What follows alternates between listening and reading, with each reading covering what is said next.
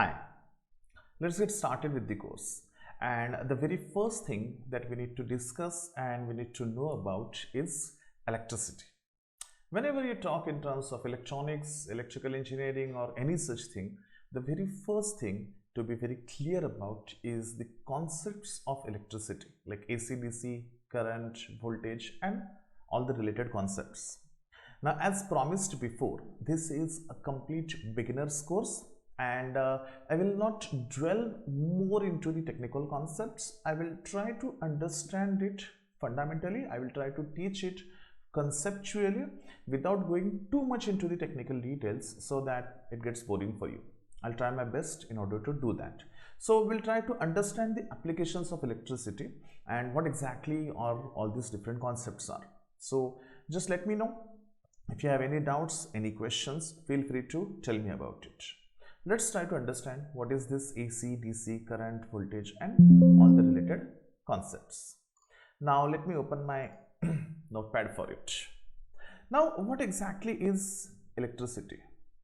Now, that's a very big question basically, because electricity is almost everywhere around us. We have been using electricity for a very long time, and therefore this question is a little bit absurd. Almost everyone knows here about what is electricity, but when you have to experiment with it, you have to know something more than just knowing about electricity. So what are those things that you need to know? First of all, we have a household electric supply. Okay, everyone has a household electric supply. What that supply is and what is the type of that supply. So the electric supply that we have at our home is called as alternate current, or it is also short formed as AC. Do not confuse it with the air conditioner.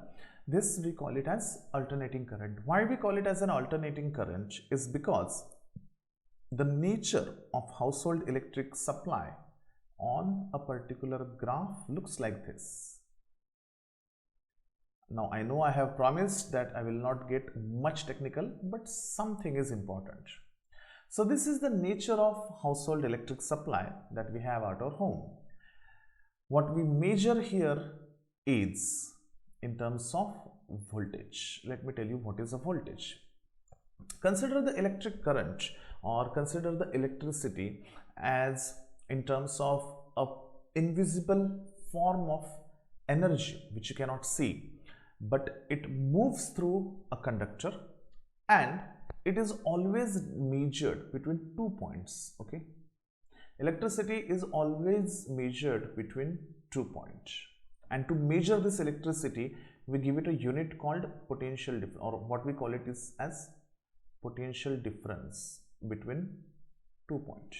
Means if one point has some electrical energy and the other point has no electrical energy, then the difference between the two is called as potential difference, or the unit is called as voltage.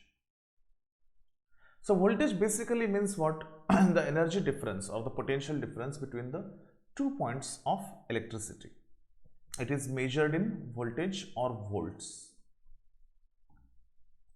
And when we say we have an alternating current supply or AC, then the voltage is continuously going from 0 to some x value, to some 0 to some minus x value, to 0 to some x value, to 0 to some minus x value. And this is happened continuously. So what is happening basically, one point is having a potentially positive energy with respect to the other for some duration, and then the same point is having negative energy with respect to the other one for the other time. This is called as half cycle. So half cycle is positive and half cycle is negative. That constitutes a full cycle. So in terms of AC voltage, the potential difference is positive between these 2 points for half cycle, and the potential difference is negative for the remaining half cycle. Now, how many cycles are there? If it is a household power supply or household AC supply, then how many cycles are there? These cycles actually are continuously repeating. Okay, there is no gap in it. Just continuously, they are just coming continuously. It's all the time happening like that only. So positive for first half cycle, negative for another half cycle. Positive for first half cycle, negative for another half cycle. So how to measure it? It is measured in terms of number of cycles per second. Obviously, because it is continuous, there is no stopping to it and something like that. Therefore, it is measured as number of cycles per second, and one cycle is this much, okay, consisting of a half of the positive part and half of the negative part. So it is measured in terms of number of cycles per second.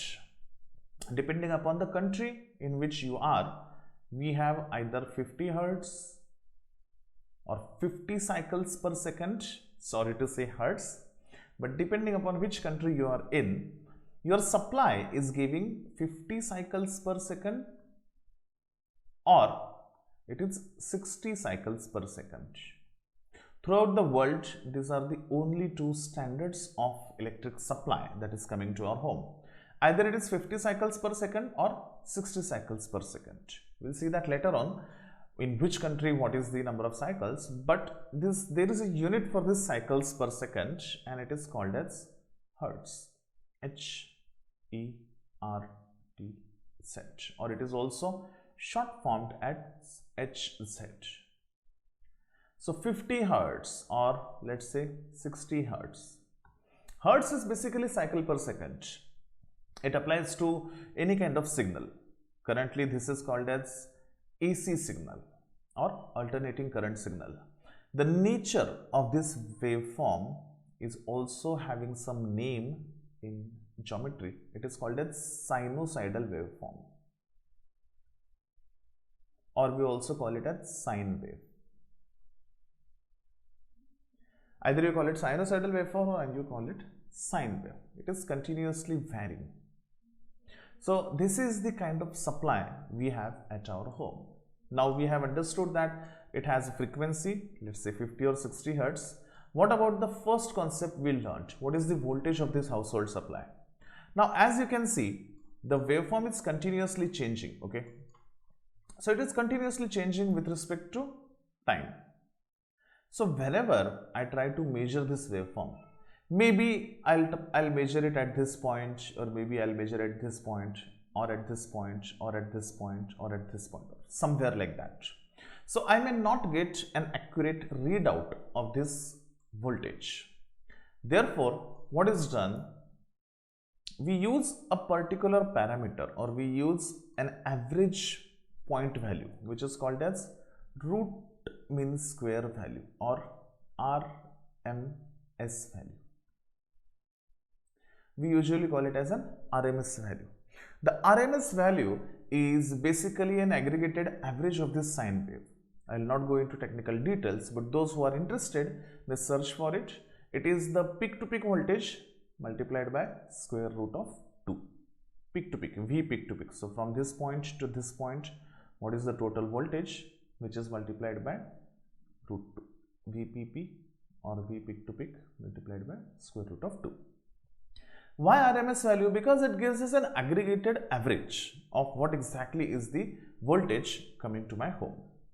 Now in India, we have 230 volts 50 hertz AC supply at our home. You also have to remember one thing. This supply is coming to our home, but while coming to our home, this is not stored anywhere. So there are various different type of power plants across the world. The most popular or the most common type of power plant which we have is called as thermal power plant. So a thermal power plant is a very big unit where water is steamed, and using that steam pressure, a giant turbine is moved, which in turn generates the energy. So the most common type of power plant is thermal. And when we say we have this kind of voltage coming to our home, remember This supply is generated at a much higher voltage, then it is distributed through the distribution lines, then it comes to a distribution pole or distribution center near to our homes, and then it is further distributed in individual lines across our living area, and we get a line from this. So there is a lot of up conversion and down conversion happening with this energy generated, but one thing is common, that the supply is always live. It means it is being generated, hence we are receiving it. There is no storage to AC supply anywhere at all. It is not stored anywhere. What you see as those big instruments in the distribution center are nothing but different transformers. I'll tell you what is a transformer, but its primary purpose is to down convert the highly or high voltage AC generated into a lower value. So you get the energy through a thermal power plant, otherwise there are hydraulic power plant which runs on the water pressure. Whenever there is a flowing water or falling water, there is a hydraulic supply, and then there are the atomic or nuclear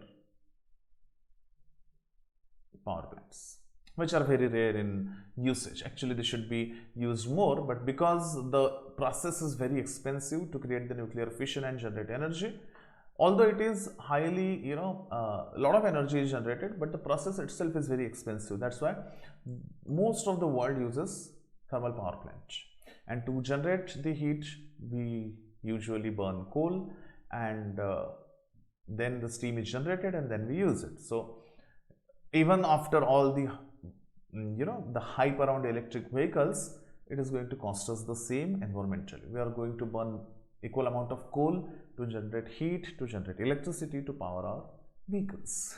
Just a point. So this is about the AC supply. Another terminology I would like to tell you is the 2 points in AC supply are also called as phase and neutral. The neutral is, as the name says, neutral. This is always 0 or 0 volt, and the phase is having that nature.